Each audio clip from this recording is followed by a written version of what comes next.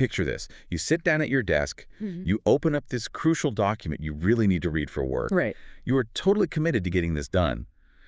But within, I don't know, 90 seconds, your hand has unconsciously moved towards your phone. Oh, yeah. It happens before you even realize it. Exactly. Yeah. And you tell yourself, well, it's just a quick check, maybe just making sure I didn't miss an urgent message from my boss. Right. Just a quick glance. But then 10 minutes later, you are 3 apps deep, scrolling through a video of someone like restoring an old toaster. And you can't even remember what you were originally supposed to be doing. Yeah, it is a remarkably universal experience right now. And if you're listening to this and feeling a sudden heavy wave of guilt, Like you just lack discipline. right, thinking you just like willpower or focus, I really want you to let yourself off the hook right now. I think people need to hear that. They do. Oh. Because this isn't about you being lazy. This is about what is actively biologically happening to your nervous system. Well, welcome to today's deep dive. Our mission today is to look at the science of why our professional attention feels completely broken and, more importantly, how we can actually rebuild it. Yeah, that's the key, rebuilding it. So we are drawing from this fascinating look into the neuroscience of, well, dopamine detoxing, but specifically tailored for the modern professional. We're going to examine the biology of what is actually happening inside your skull when you try and fail to focus. It's a really eye-opening look at the mechanics of it all. Okay, let's unpack this, because before we get into the brain chemistry, we really have to validate the sheer scale of the problem. Oh, absolutely. We are not just talking about being a little distracted.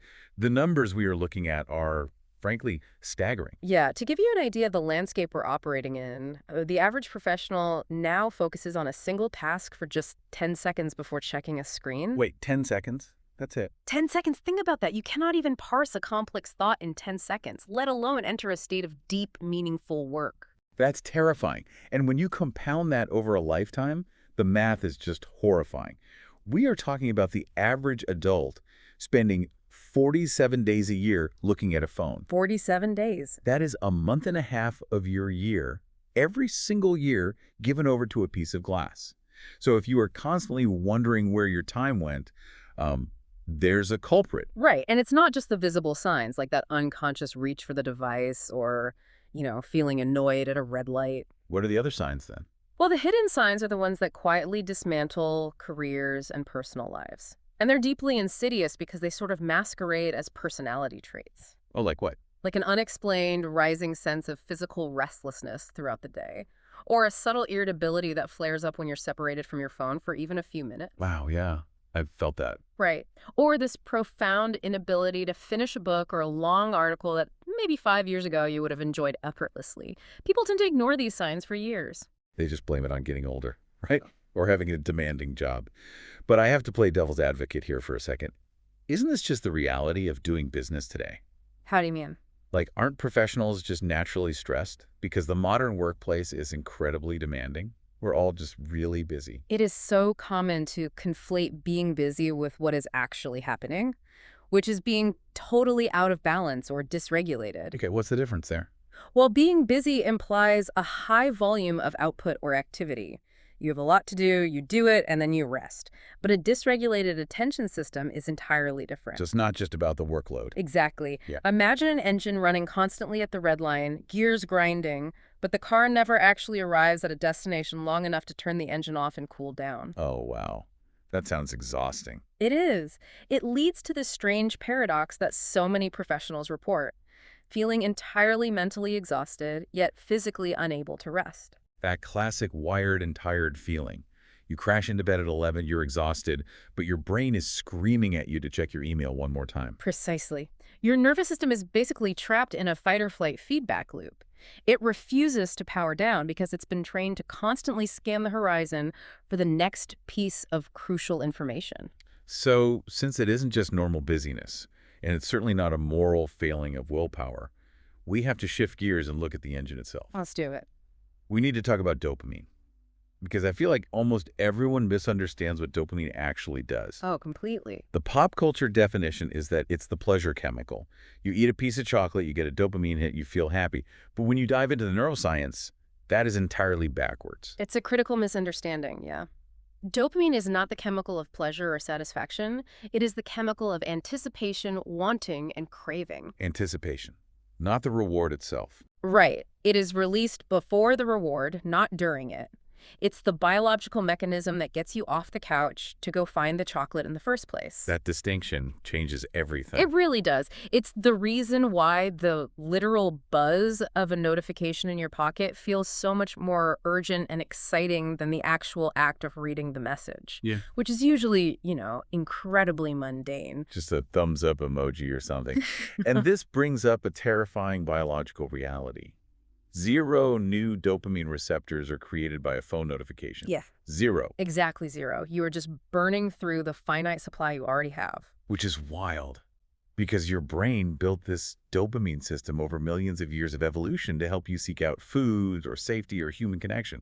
It was designed for scarcity. Yes, scarcity is key there. It was absolutely never meant to handle a digital environment where you are handed a potential low-effort reward every 6 seconds. And the mechanism keeping that dopamine spiking is unpredictable novelty. Think about the psychology of a slot machine. The reason a gambler keeps pulling the lever isn't because they win every time. It's because they don't know when the win is coming or how big it will be. So the brain loves that mystery. Exactly. And modern technology, social media feeds, email inboxes, messaging apps, they all operate on this exact same principle of unpredictable variability. Every time you unlock your screen, your phone is basically pulling a slot machine lever for your nervous system. I'm thinking about the actual functional cost of this on like a random Tuesday afternoon. How does a brain trapped in a slot machine cycle try to write a quarterly report? It struggles massively. The academic research on this is just brutal. We have researchers at Stanford University highlighting a concept called attention residue. That's a great concept to bring up. When you switch from one task to another, say, jumping from writing a document to quickly checking your email, your brain doesn't just cleanly pivot. Right, it doesn't just flip a switch. No. A significant portion of your cognitive processing stays stuck on the previous task. You are physically holding a neural loop open for that email while trying to process the spreadsheet. Which leads to a state that researchers at King's College London call continuous partial attention. Continuous partial attention. I love that phrasing. Because your brain is constantly scanning for the next unpredictable hit of dopamine, it refuses to fully commit to any single input.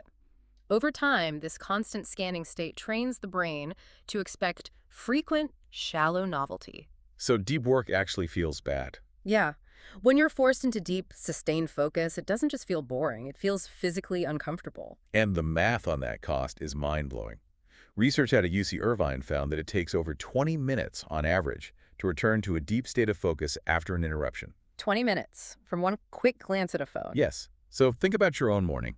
If you are checking Slack or your messages every 15 minutes, mathematically, you haven't done a single minute of deep work today. You're just constantly resetting the clock. Exactly. It's like leaving 20 heavy programs running in the background of your computer. Your brain's RAM is constantly being drained by background processes, even when you're just looking at a single blank document. That's a perfect analogy. But here's where it gets really interesting. Because the ultimate takeaway from all this neuroscience isn't that our brains are broken. Right. What's fascinating here is that your brain is actually adapting perfectly. Wait, adapting by getting distracted. Yes. It is doing exactly what millions of years of evolution designed it to do, which is adapt to its surrounding environment for survival. Oh, I see. If you place your brain in an environment engineered around short-timer, unpredictable stimulation every single day, it will efficiently rewire its neural pathways to expect and demand exactly that. So it's a feature, not a bug. Exactly. It's not a malfunction. It's a highly successful adaptation to a really toxic environment. Okay, so if our brains are adapting perfectly to these slot machines, how does that actually distort how we experience the rest of the world? Well, this leads us to a physical mechanism called dopamine tolerance. And this is the scary part where temporary distraction becomes a chronic, long-term problem. How does that tolerance work? It functions mechanically like any other substance tolerance. The more frequently your brain is flooded with these quick, massive, unpredictable hits of stimulation, the more it attempts to protect itself by recalibrating its baseline. So it turns the sensitivity down. Yes. It essentially downsizes its dopamine receptors. I like to think of it like turning up the stereo in your car. You're driving down the highway, blasting music, your ears adjust to the volume. But when you pull into your driveway and someone tries to talk to you in a normal voice, You can't hear them at all. right, it sounds like they were whispering. You literally can't hear them until your ears recalibrate. That is a perfect analogy. Because the baseline volume of your brain stimulation has been cranked up so high by your devices, ordinary, slower-paced activities suddenly feel agonizingly dull by comparison. Like reading a physical document. Or going for a walk without a podcast. Or having a quiet, uninterrupted conversation. There is this widening, painful gap between the frantic pace of digital stimulation and the natural, slower pace of real life. And there are specific daily habits that just widen this gap further, right? Oh, absolutely. Waking up and immediately looking at a screen, for instance. Guilty. Most of us are. But you are instantly setting a reactive, high-stimulation tone before your feet even hit the floor. Or multitasking. Oh, the multitasking myth. Right. We love to think we are being hyper-productive with 5 tabs open, but the neuroscience proves the brain physically cannot execute 2 focus-demanding tasks simultaneously. It's entirely an illusion. It is just rapid task switching. And as we established with the concept of attention residue, you pay a heavy energy cost every single time you switch. And we're also worsening this baseline tolerance in subtle physical ways. Eating lunch while scrolling a feed, for example. How does that affect it? The mechanism here is that the digital input is so overwhelmingly stimulating, it hijacks your neural bandwidth. It literally disconnects you from your body's natural internal signals, like feeling physically full. And those physical factors are huge. We forget that the brain is a biological organ floating in fluid. Mild dehydration has been directly linked to reduced concentration and slower reaction times. It's a huge factor. If your attention is already fragmented by your inbox, being dehydrated makes holding on to a thought feel impossible. Or consider the classic, rushed, sugar-heavy breakfast. The mechanism there is brutal. Blood sugar spikes and subsequent crashes mimic the exact physical and emotional sensations of a dopamine crash. That sudden onset of restlessness, brain fog, and irritability. Exactly. You are compounding a brain problem with a physical one. But the one that really hurts my soul is the 3 p.m. coffee. You hit a wall, you grab an espresso to power through the afternoon. But the caffeine mechanism is devastating to focus. It really is, especially long term. Right, because caffeine binds to the receptors in your brain that make you feel tired. So it essentially masks your sleepiness. But it doesn't clear the fatigue out. It just hides it. Yeah.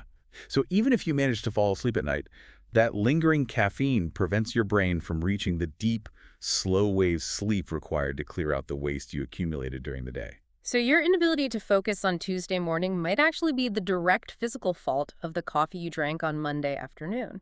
Which brings up the most common question professionals ask when they learn this.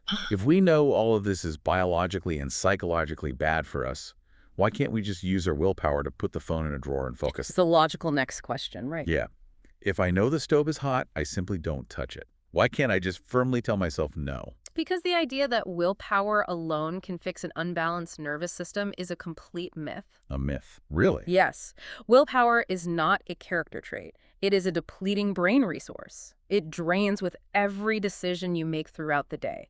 By 3 p.m., your willpower reserves are totally empty. So we can't just power through it. No. Behavior change, especially when you're fighting millions of years of evolutionary biology combined with billions of dollars of app engineering, relies entirely on environment design.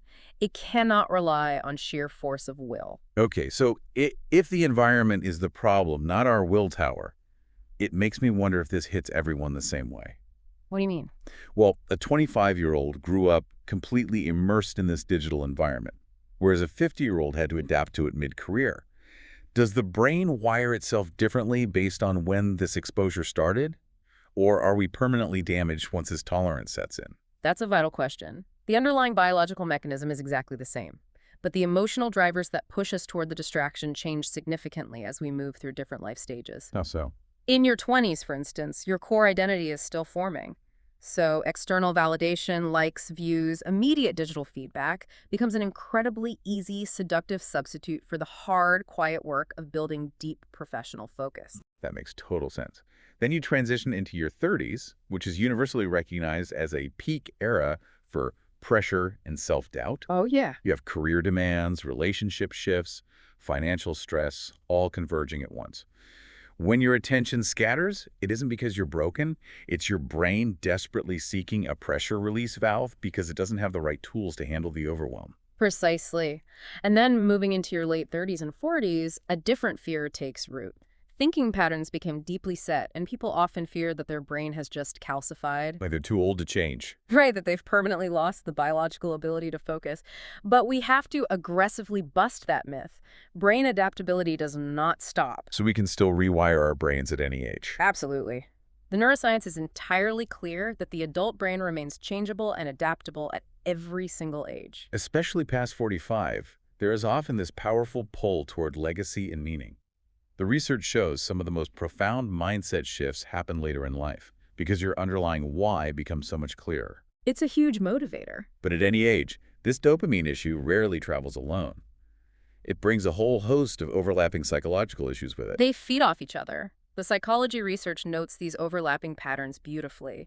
You frequently see procrastination paired directly with perfectionism. Oh, that is a terrible loop. It creates total paralysis.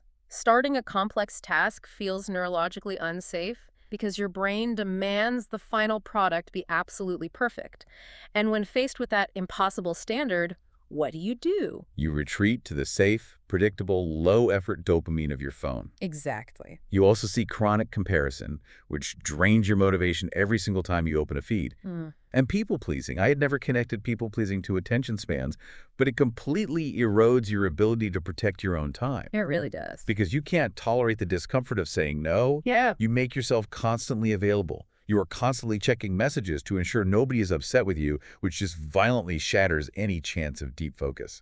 To ground this in reality, let's look at how this plays out for actual professionals. Take Michael, a 34-year-old working in finance in Chicago. Okay, what happened with Michael? He realized his focus was entirely broken when he was in a crucial, high-stakes client meeting and completely missed a sentence directed right at him. Oh no, why? Because his mind was actively looping on a tiny phone notification he had seen 20 minutes prior. Imagine that. Just sitting there, staring at a client, but your brain is miles away, obsessing over a tiny red bubble from 20 minutes ago. The embarrassment of that moment was his catalyst. But notice what he didn't do.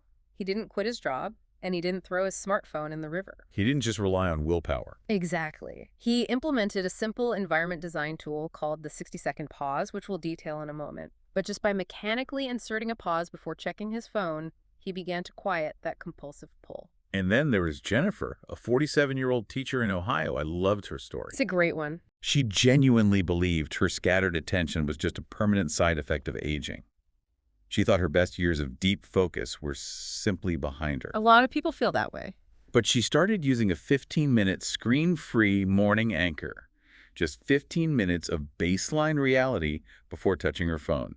And after just 1 month, she was reading actual, physical, hardcover books again. She described the process as slowly remembering what focus used to feel like. It wasn't about forcing her brain to work. It was about gently uncovering a capacity that was still there.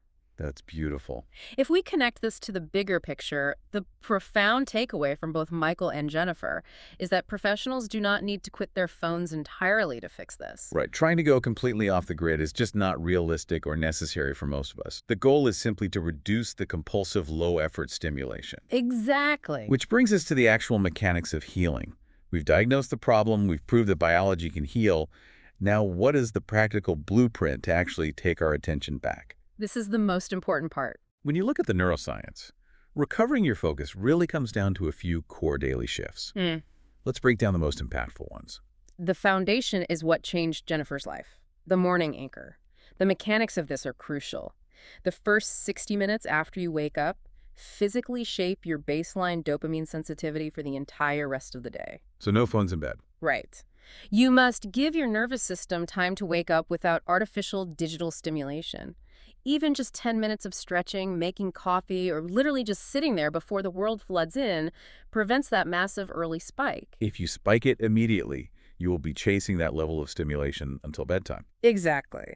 The second shift is the notification audit. This is so simple, but the return on investment is massive. Go into your phone settings and aggressively turn off every single notification, unless it is a real, physical human being trying to reach you directly. It's essential. The psychology points to notification frequency as a massive predictor of fragmented attention. So turn off the news alerts, the social media tags, the marketing emails. Starve the slot machine of its unpredictability. Then there's boredom tolerance. This is arguably the most difficult step. Oh, I hate this one. Sitting at a red light with my hands on the wheel, just staring at the bumper in front of me, I feel like a computer character whose action got canceled. I literally don't know what to do with my hands. It is intensely uncomfortable, but that discomfort is exactly the point. The practice is to sit in a waiting room or in a line at the grocery store or at a red light and explicitly, consciously choose not to reach for your phone. Even when you feel the urge. Especially when you feel the urge. By sitting through that urge, you are teaching your nervous system that stillness is safe. You are retraining your brain that you do not need to constantly escape into a screen just because there is a moment of quiet. Then there's the tactic Michael used in finance, the 60-second pause. When you feel that sudden burning urge to check your phone, and you will feel it, just wait 1 minute. 60 seconds. It sounds too simple, but it works. The mechanism here is that this tiny pause is just long enough to interrupt the automatic compulsive neural loop. It gives you back your brain's executive function and a sense of conscious choice. Right. You might still check your phone after the minute is up, but you chose to do it rather than just reacting like Pavlov's dog. And when it comes to actual work output, you have to implement protected deep work windows. Block time on your calendar, communicate your boundaries, and critically, put your phone in a completely different room. Start incredibly small, too. Even just 25 minutes of pure focus. And the detail about putting the phone in another room is not an exaggeration. There is a wild study from Carnegie Mellon University that illustrates this perfectly. Oh, I know the one. They found that just having your phone physically visible on a desk, even if it is powered completely off and face down, measurably reduces your cognitive capacity. It's crazy. Why? Because your brain is using active energy just to suppress the urge to pick it up. You are burning fuel, actively ignoring the phone. Exactly.